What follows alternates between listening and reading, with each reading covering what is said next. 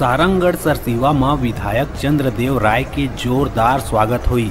बतादन नवनिर्वाचित सोसाइटी के अध्यक्ष मन के शपथ ग्रहण समारोह में बतौर मुख्य अतिथि विधायक चंद्रदेव राय संसदीय सचिव रही।